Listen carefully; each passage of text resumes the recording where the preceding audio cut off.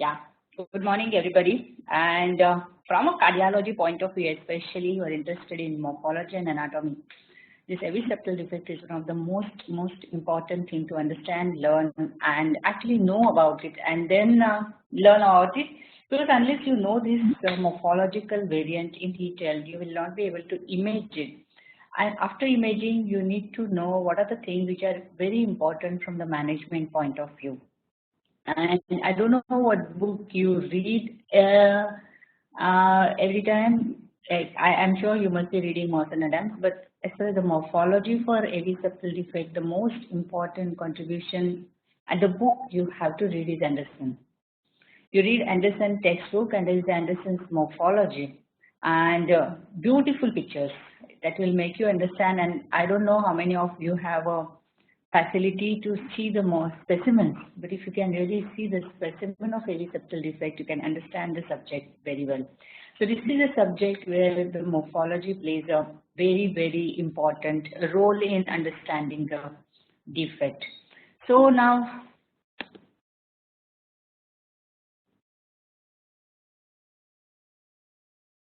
what is the anatomy of 1 minute? Defect. It's a embryologically it is a deficient atrioventricular septation or deficient AV septation. There is a failure of partitioning of embryologic AV junction or AV canal, and which results in a confluent defect, which involves mainly that particular AV junction involves mainly the ostium primum, AV canal or AV septum or atrioventricular septum, interventricular foramen, or what we call it as an inlet septal ventricular septal defect. So it's basically a anatomical defect which involves the partitioning of the embryonic AV junction or AV canal, and that is a basic abnormality in this subset.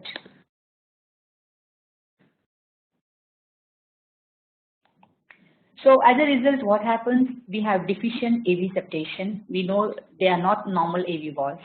You have a common AV wall. In some subsets, we have two AV walls. But even if we have two AV walls, they are not normal mitral and tricuspid walls. It's a common AV wall and has been divided into two. In fact, when we talk about the common AV wall, we talk about there is a superior bridging leaflet and inferior bridging leaflet. I will tell you what does that mean. And when you have a superior and inferior bridging leaflet as a part of a common AV septal defect, we have to have something on the lateral side, and they are left lateral, right lateral, and right accessory leaflets. And when we talk about the common common AV wall, we either have a common undivided orifice that's called as a complete common AV septal defect, or we have two leaflets which are left and right. They are divided orifices, what we usually see maybe in intermediate or partial AV septal defects. So basically, remember, it has a deficient AV septation which results in a single common AV wall, which has a component wise. I'll show you the pictures: superior bridging leaflet, inferior bridging leaflet, and on the lateral side, you have a left lateral leaflet, right lateral leaflet, and right accessory leaflet. Basic morphology wise, it has sprung AV junction. The AV junction is not normal, which results in disproportionate of the, especially on the left side, the inlet and outlet disproportion. There is an absence of AV muscular septum, which results in inlet septal VASD. The positions of the LV papillary muscles are not normal. There is an abnormal configuration of the AV wall. So even if you have two AV walls, or from the one AV wall surgically you make two AV walls, they are not normal mitral and tricuspid walls. And if at all there are two AV walls, there is always a cleft in the left AV wall. And these all abnormalities are irrespective of presence of interatrial and interventricular communication. So this may be always a part of a AV septal defect, but these other deficiencies or the morphological variants, they are a part of AV septal defect. And when we actually, these points are very important, because when we try to see the long-term results of AV septal defect, even if you try to close the ASD and close the VSD, these abnormalities remain as a part of a AV septal defect. And just very important to know, sprung AV junction, disproportionate inlet and outlet portions, absence of AV muscular septum, abnormal positioning of the left ventricular papillary muscles, abnormal configuration of the AV walls. They are not normal mitral and tricuspid walls and cleft in the left AV wall, and many times even the right AV walls.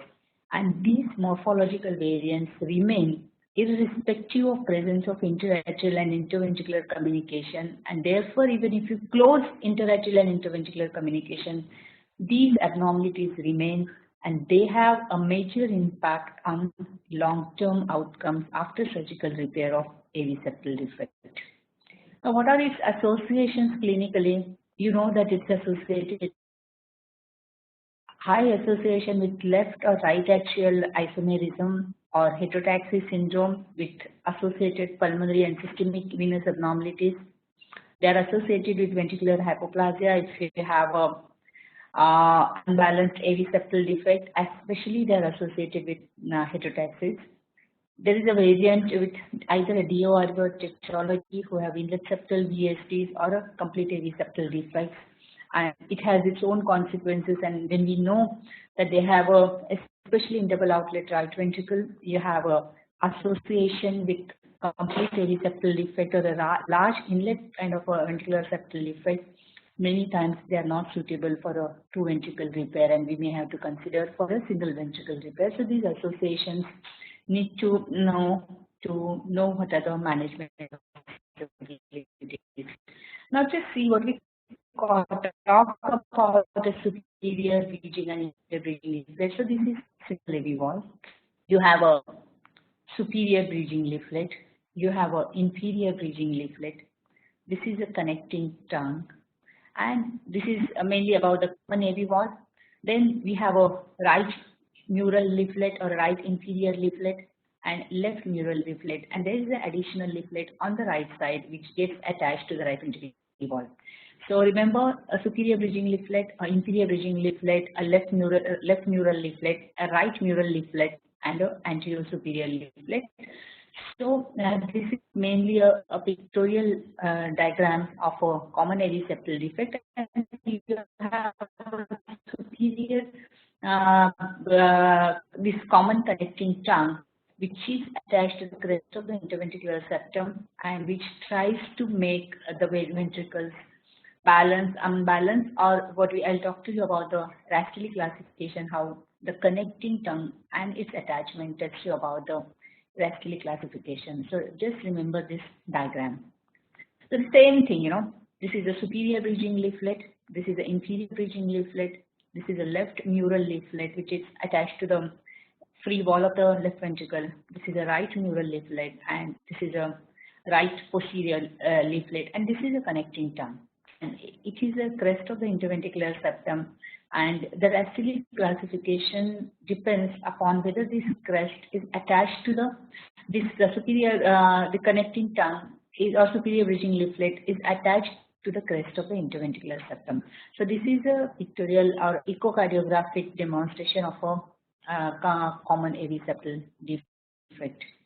The best view to demonstrate this abnormality is you have to have a subcostal short axis view at the level of the common AV wall, and that really gives you a very good picture and a morphological demonstration about how the AV septal defect behaves.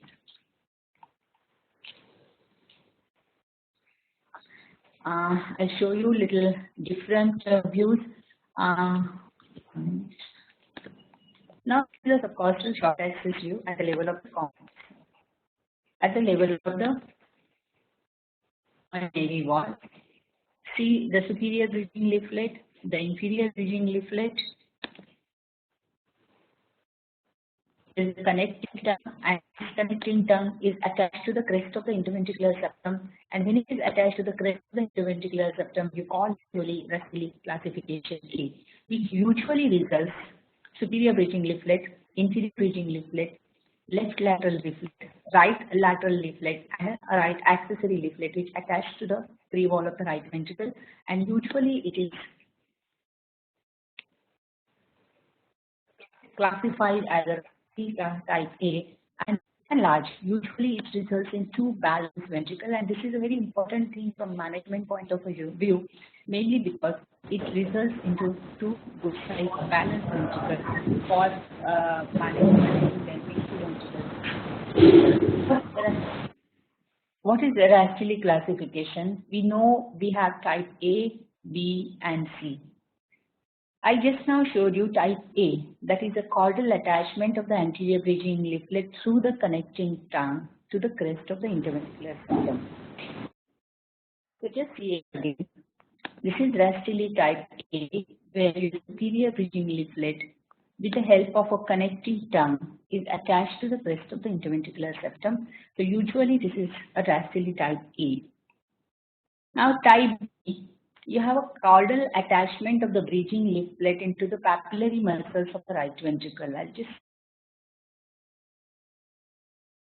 actually clear, but there are some additional attachment of the ventricle. So usually we don't have multiple caudal attachment to the leaflet in papillary muscles of the right ventricle. There is some possibility in this situation that the ventricles will not be both ventricular outside and back. This is into balance or variety three or flip they don't call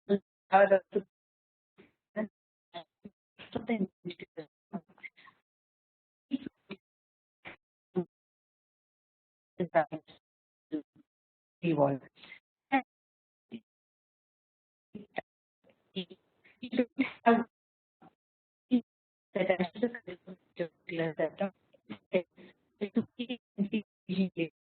You have multiple small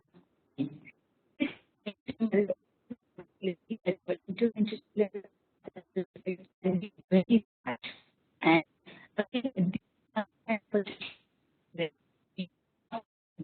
they can because communications are large, the may be unbalanced. C is associated with heterotaxis other systemic busyness abnormality.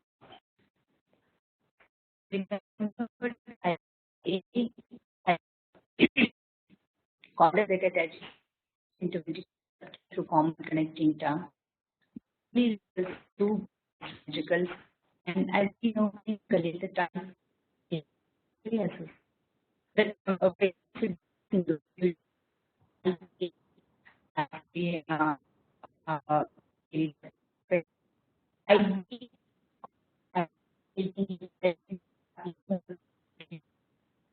may result in balances and pre-putting reflexes.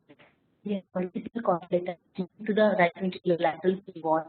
It really has very large ventricular and may or not be ventricular there and association with people.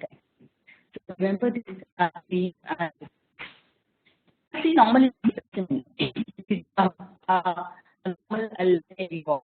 See two kinds of leaflet, posterior leaflet, and attachment of the body to normal capillary attachment.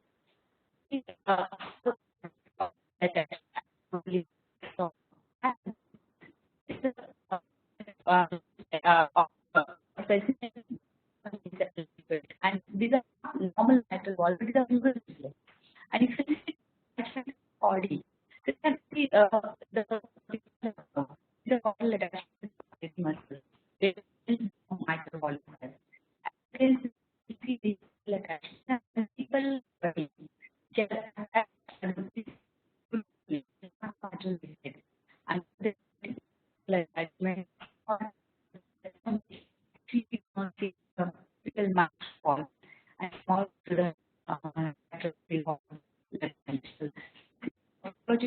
organ which mitral valve and listen to it.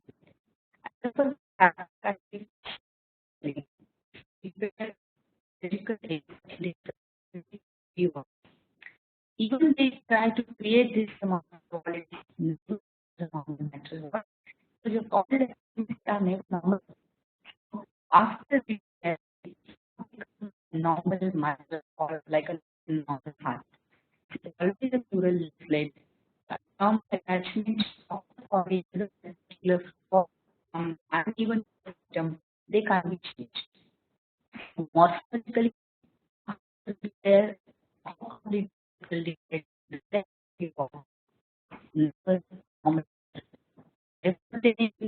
normally you always have the regular natural body, the normal action and very needed of muscle. So again, see this is and the left AV wall group and see how the constant attachment, how the common epoch and how the common attachment to the right this is getting normal. You don't see a less normal cordial are attached to papillary, especially on the side, the papillary muscle. This is normal attachment body and how they are added. The total is actually we have a interior the rest of the ventricular are attached to the rest of the ventricular system. We have the posterior uterine and we have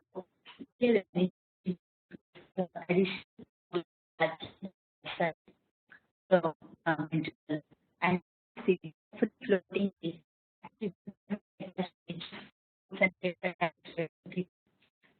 actually the to repair and is very common and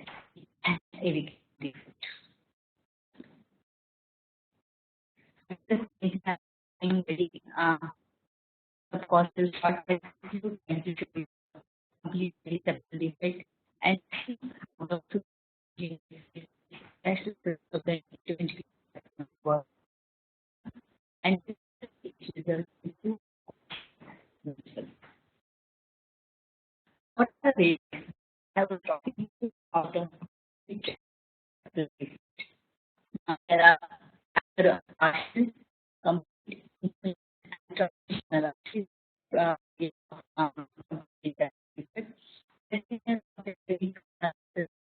have and have a sensitivity of interaction shell form. You have two the company is down in the shell maybe of the level and you always have either a wall and maybe them to it in the right so the interpretation. Therefore, if you see terminal points, we talk about the village rather than it may be better to call it as a stable of the because most they never not so it may be better we call them as a left AV wall and the right AV wall. What happens in the intermediate form? In the intermediate form, we have a large communication at the atrial level, we have a large communication at the ventricular level, but instead of one AV wall, we have two AV walls. So we have two AV walls, but a large primum A defect and a large inlet septal VSD. And in a transitional form, there's one more transitional form where usually we have two AV walls. We have a large communication at the interaction level resulting in the primum defect, and the VSD is usually very restrictive and very small, but it's not an intact ventricular septum. So that's called as a transitional AV septal defect. So we have complete, partial, intermediate, and transitional AV septal defects.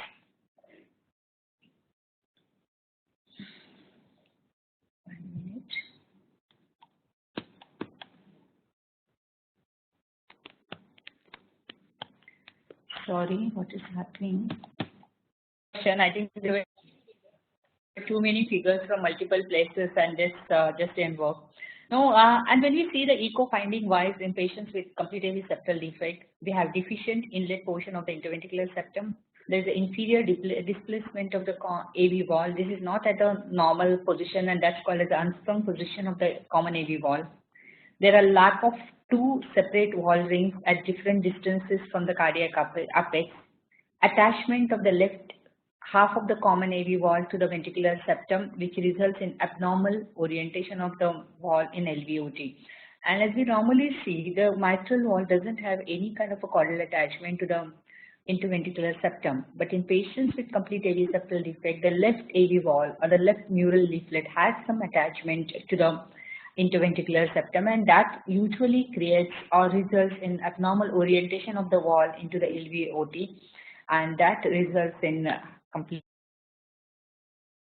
AV septal LV outflow tract obstructions.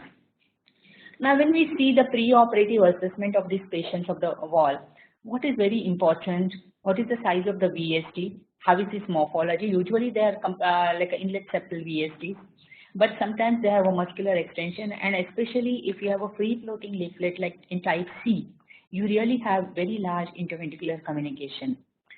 The interatrial septal defect or communication is usually at the level of the ostium primum. You may have additional secundum ASDs. We have to see whether the ventricles are balanced or is there any hypoplasia of one of the ventricles, which may result in a patient getting them into a univentricular pathway.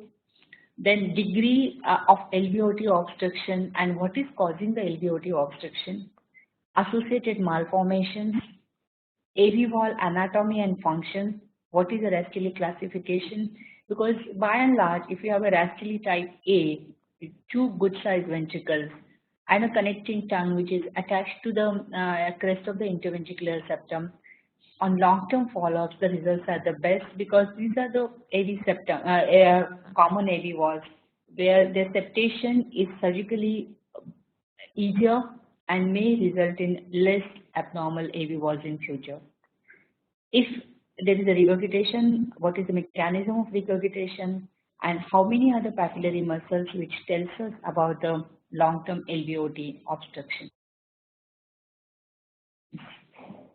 Now, what is the objective of the repair? We have to completely separate the circulation into ventricle repairs. Try to obtain two AV walls with minimum or nil regurgitation and stenosis. There should not be left ventricular outflow tract obstruction and durable repair to avoid reoperations.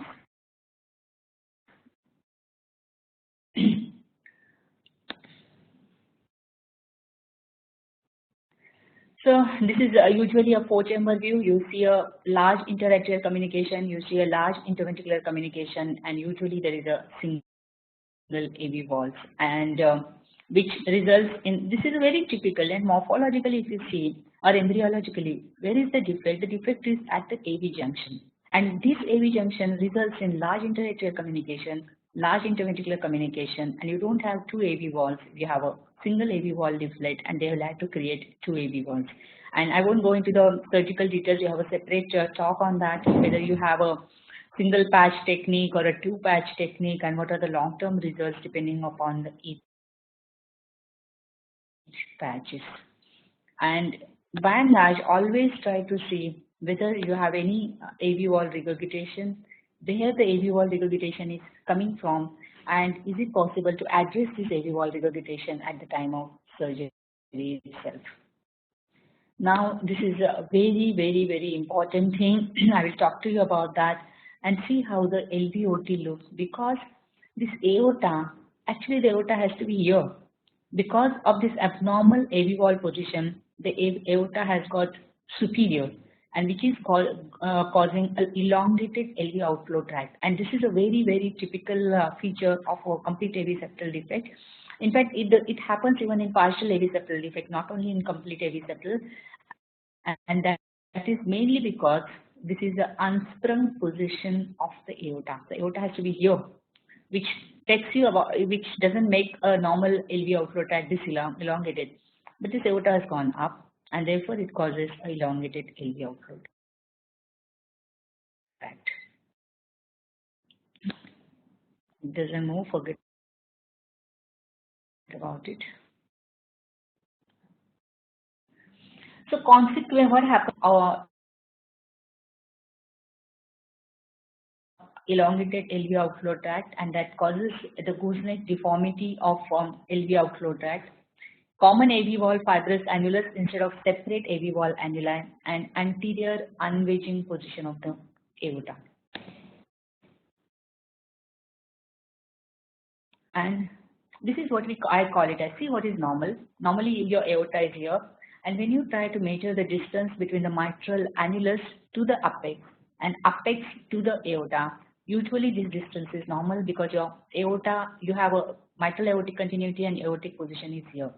Because of the unwedging position of the aorta, see where the aortic wall has gone. The aortic wall is much above, and therefore if you try to measure the distance between inlet and outlet, the outlet is disproportionately large, and that is because of the unwedging position of the aorta in patients with AV septal defect. And as I talked to you, these are some of the abnormalities. They are irrespective of interarterial and interventricular communication, and therefore if you try to close the ASD and close the VSD, these abnormalities are going to remain. So your elongated outflow tract will remain as it is, and that will be one of the consequence of a long-term LVOTO obstruction, which may happen in patients after surgical repair of AV septal defect. And this is how echo-wise you try to measure. You have a elongated outflow tract. See the distance between the mitral annulus to the apex and apex to the aorta, and this distance is always much more than your distance from the mitral annulus to the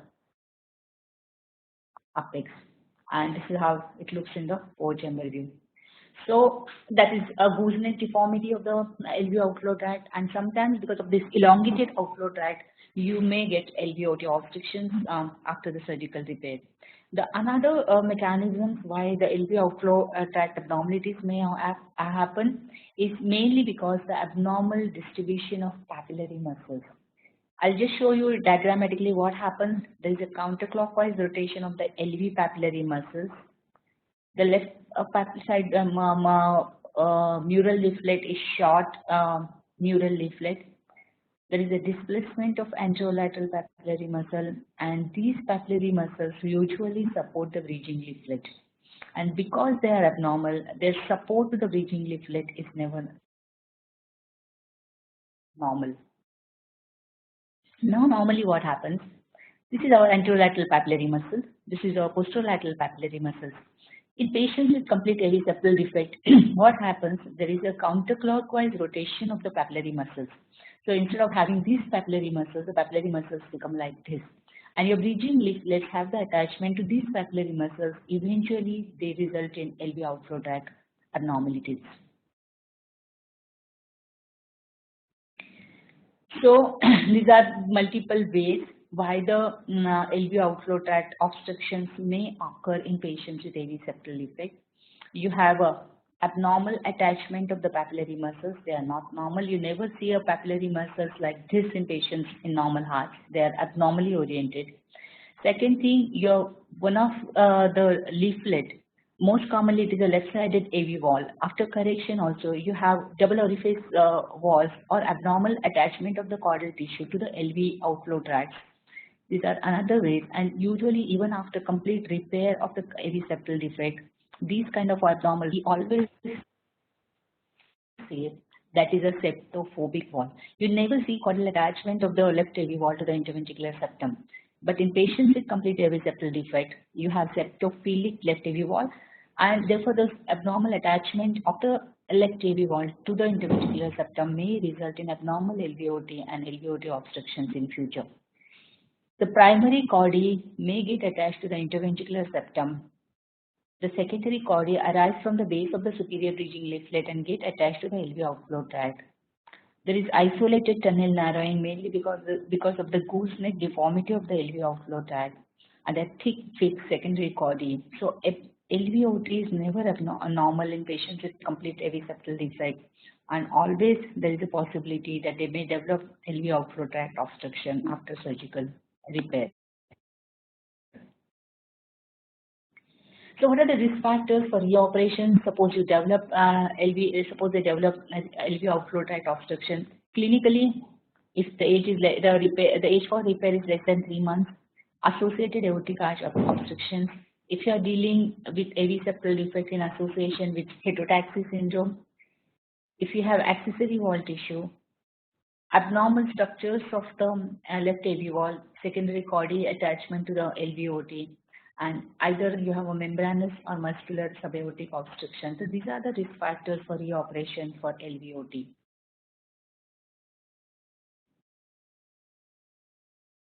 So these are some of the pictures. You see the abnormal attachment of the left AV wall to the interventricular septum.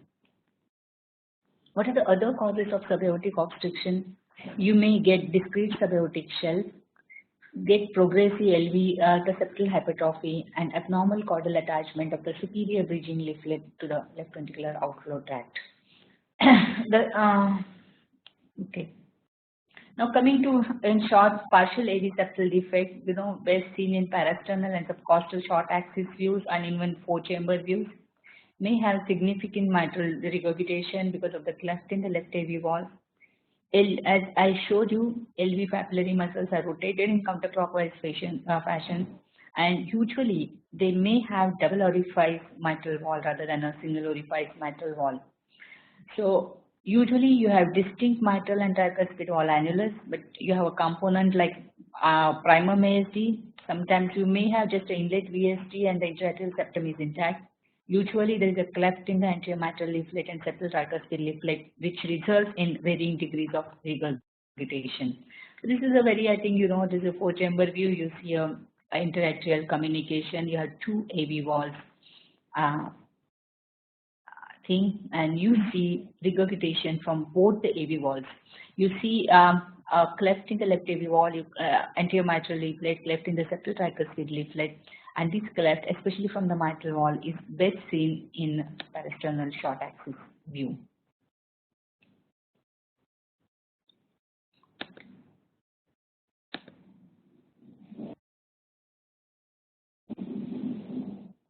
So mitral wall variants, we may have cleft in the anterior mitral leaflet. The mitral wall may not be single orifice, but maybe a double orifice mitral wall.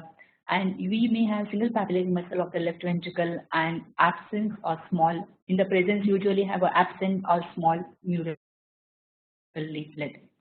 So short axis of the mitral wall usually is never a normal mitral wall.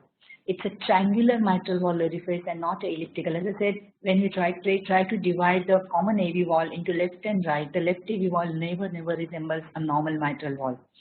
So it's never an elliptical mitral wall, what we normally see a fish mouth appearance, but actually it resembles more like a tricuspid wall rather than a mitral wall. It's a triangular orifice and usually regurgitant. So this is a cleft in the anterior mitral leaflet resulting into mitral regurgitation, and you see it's always best seen in parasternal short axis view. The risk factors for reoperation of the left AV wall, because it's one of a common problem after complete repair of the AV septal defect, and these are the patients we may need a reoperation for regurgitant AV walls.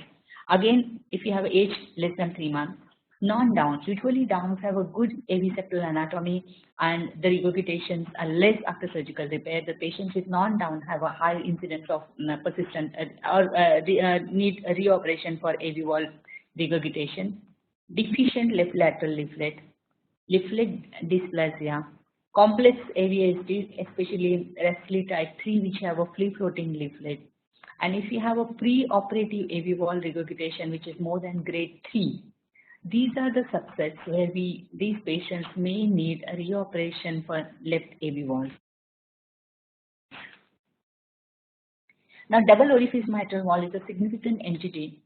Either they are same or one of the leaflet is very small. More postoperative complication with larger second orifice may have caudal support or may not have a caudal support. They lie at different levels, they don't lie at single level, and usually they have abnormal papillary muscle attachment. So patients with this common complete AV septal defect, they have double orifice left AV valves. Just see, one is a normal AV valve, this is a abnormal small, this is orifice 1, this is orifice 2, this is orifice, even if you see a short axis of the ventricle, this is a orifice 1, this is orifice 2, and these are the double orifice mitral valve which results in regurgitation. Potential risk factors for repair is usually wall dysplasia, deficient leaflet tissues, free floating superior bridging leaflet has minimum regurgitation, stenosis of the left AV wall with single papillary muscles and absence of mural leaflet. We have discussed about associated defects, and one of the most important, just touch upon that, is ventricular dominance. And when we write about the echo reports and give the echo reports, it's very, very important that we write about the balanced versus unbalanced ventricle, because that tells us about the management strategies. In balanced ventricles, the AV junction is shared equally. In unbalanced ventricles, there is a hypoplasia of one of the chambers, commonly usually a left side, and those are usually associated with LVOTO obstructions. And we have to tell whether there is a feasibility for a biventricular, as I said, whether the ventricles are balanced or one of them is hypoplastic. And RV dominance is more common. Ventricles associated with smaller portion of the AV wall orifice are usually hypoplastic. Now, what has happened actually, there is no absolute criteria on echocardiography when we call them as balanced, or when one of the ventricle we call them as a hypoplastic ventricle.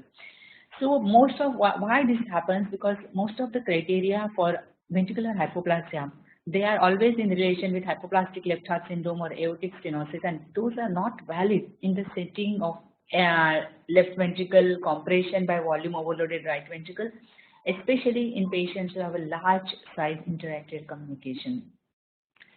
So when we call it as an adequate LV size, when the indexed LV volume, which is 15 ml per square centimeter or higher in the presence of small aortic annulus. When it is unsuitable for a biventricular repair, when left AV wall, versus a total AV wall diameter, which is less than 0.3, not 0.0, but less than 0.23, the LV-RV area ratio is less than 0.14. So, and when these criteria on echocardiography are there, we usually make them unsuitable for a biventricular repair. And preoperative true LV size is many times misleading, because we have an associated large interatrial communication. So these are some of the pictures that we do see even in patients with very large VASD, and sometimes it's very difficult to really assess whether they are normal or abnormal. And these are some of the pictures of true left ventricular hypoplasia in patients with complete AV septal defect. And there, I think you can just go into a thing. There are multiple classifications or modification, mainly on the Rhodes criteria, when we call it as actually a balanced ventricle, and there is no evidence of ventricular hypoplasia to result into a single ventricle repair. Those who have a facility for doing a 3D echocardiography, usually actually this is one of the best indication for better anatomical delineation of complete AV septal defect, and you can even see the multiple orifices of the left AV wall where is the regurgitation comes from.